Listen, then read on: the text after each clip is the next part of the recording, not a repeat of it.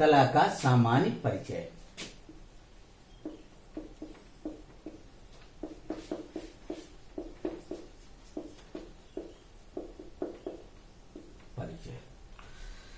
कला क्या है? मानव की वह रचना जो उसके जीवन में आनंद प्रदान करती है उसे कला कहते हैं। उसे कला कहते हैं। कला, भारतीय कला एक दर्शन है। कला दो शब्दों से मिलकर बनी है, का प्लस ला। का मतलब है काम, काम या कामदेव। ला का मतलब है देना। यानी भारतीय कला दर्शन है और कला दो शब्दों से मिलकर बनी है, का और ला शब्दों से मिलकर बनी है। का मतलब है काम देना, का मतलब है काम, ला का मतलब है देना। ला का और कला का मुख्य उद्देश्य पुरुषार्थ है। कला का मुख्य उद्देश्य है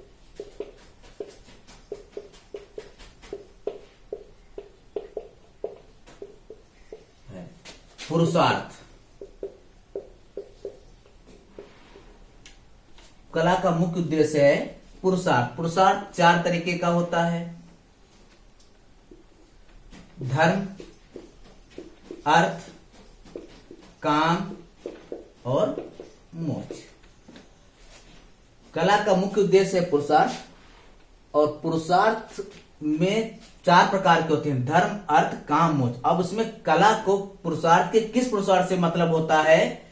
कला का होता है काम पुरुषार्थ से मतलब होता है।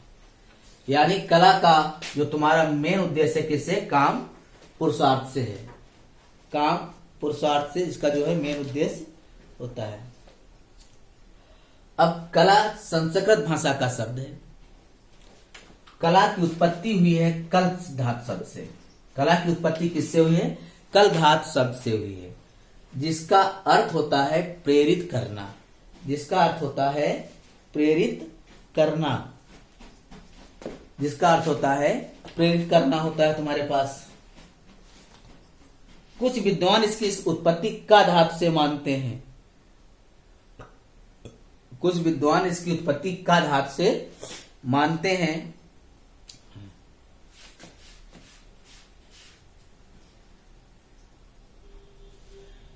उत्पत्ति का धातु से मानते हैं।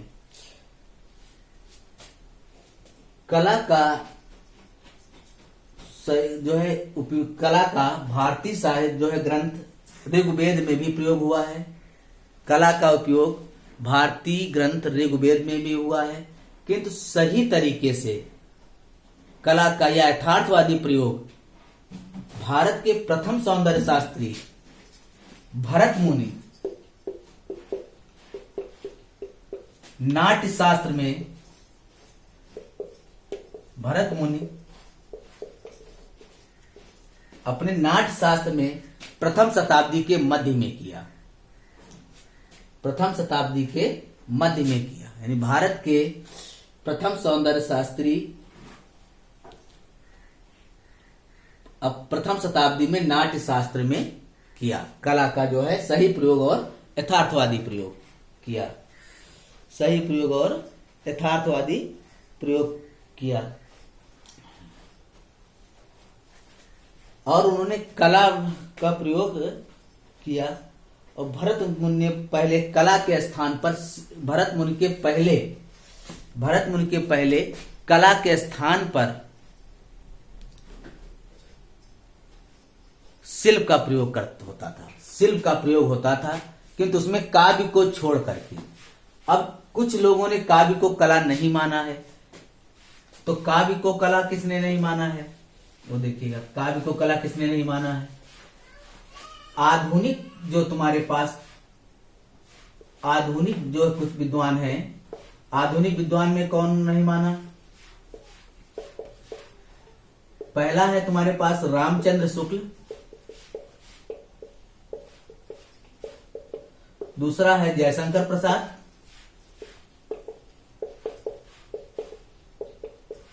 तीसरे नंबर पे हैं आपके नंद दुलारे वाजपेयी।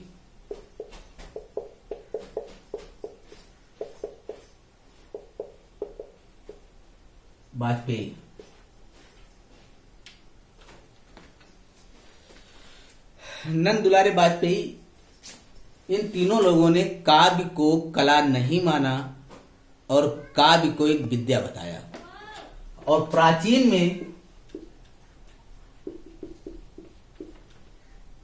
में भर्तृहरि प्राचीन में भर्तृहरि ने अपने नीति सत्कर्म में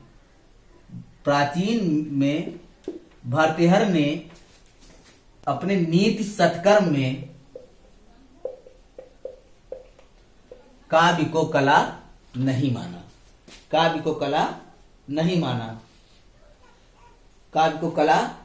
बाकी सब विद्वानों ने काव्य को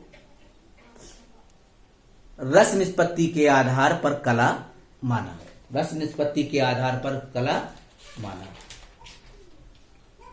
अब आइएगा कला के प्रकार।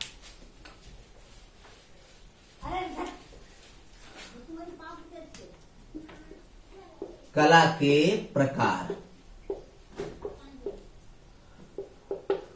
के प्रकार में आ जाइएगा। कला का प्रकार में सबसे पहले बौद्ध धर्म के ग्रंथ ललित विस्तार में कलाओं को 89 प्रकार का बताया गया। जैन धर्म के प्रबंध कोश में 72 बताया गया। और प्राचीन भारत में कलाओं को 64 प्रकार का बताया गया। वात्स्यायन के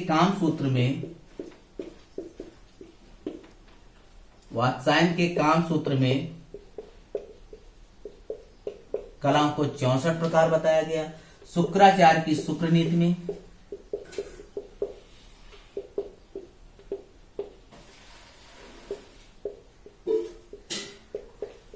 शुक्रनीति में 64 बताया गया।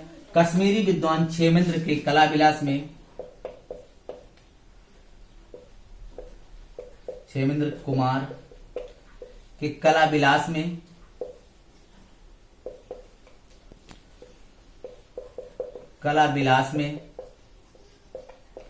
कलाओं को 64 प्रकार बताया गया।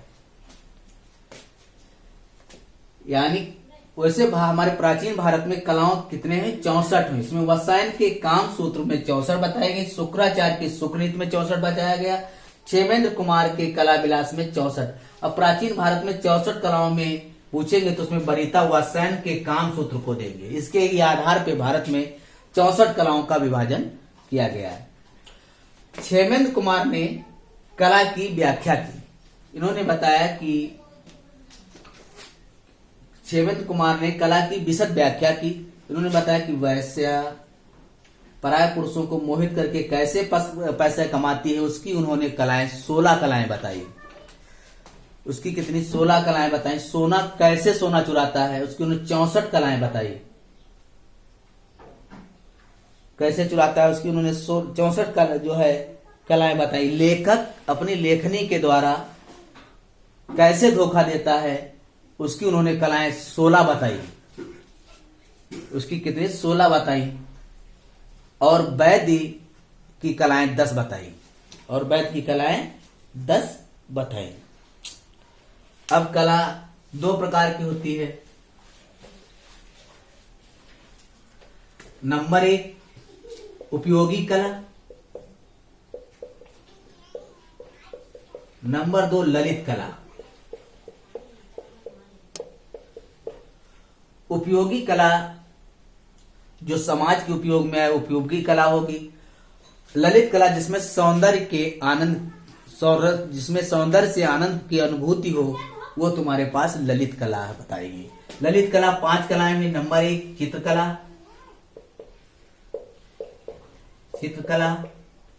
5 कलाएं भी बताई गई। तो नंबर 1 चित्रकला,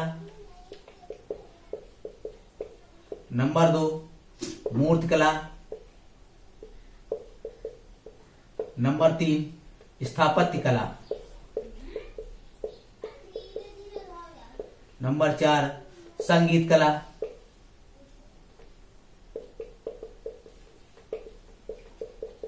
नंबर 5 काव्य कला। पाश्चात्य जगत में भी ललित कला को ही 5 प्रकार से बताया गया। यहाँ भी 5 प्रकार से ललित कला, 5 प्रकार से चित्रकला, मूर्ति कला, स्थापत्य कला, संगीत कला, काव्य कला। इनका जो प्रधान तत्व होता है इन तीनों का, चित्रकला, मूर्ति कला और स्थापत्य कला का, वो होता है रूप। वो होता है रूप होता है। इसका प्रधान तत्व होता है संगीत कला का ध्वनि। ध्वनि। और तुम्हारे पास काव्य कला का जो प्रधान अर्थ होता है तुम्हारे पास, वो अर्थ होता है। काव्य कला का प्रधान तत्व जो होता है वो अर्थ होता है। यानी मूर्ति कला, चित्रकला, मूर्ति कला, स्थापत्य कला का प्रधान तत्व रूप है। संगीत कला और काव्य कला का संगीत कला का प्रधान तत्व ध्वनि है और काव्य कला का प्रधान तत्व अर्थ है। अब देखिए इधर अर्थ है। कला इसके पहले भी प्रयोग होता था प्राचीन काल में। पाणिनि के अष्टाध्यायी में,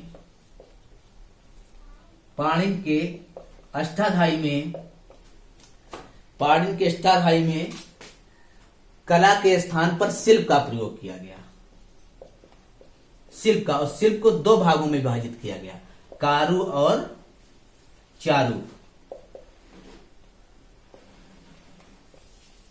और चारु, कारु का मतलब है उपयोगी कला,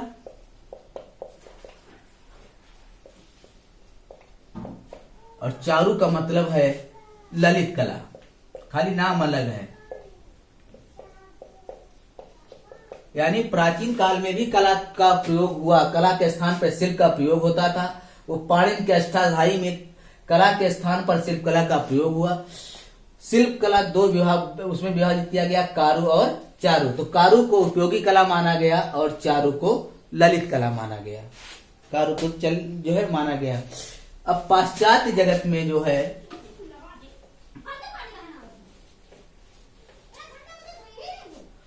पाश्चात्य जगत में काव्य को सर्वश्रेष्ठ कला माना। पाश्चात्य जगत में काव्य को सर्वश्रेष्ठ कला माना जो है। पाश्चात्य जगत में काव्य को सर्वश्रेष्ठ कला माना। भारत में चित्र को ही सर्वश्रेष्ठ कला माना गया, किंतु पाश्चात्य जगत में काव्य को सर्वश्रेष्ठ कला माना गया। परमाल नरेश भोज के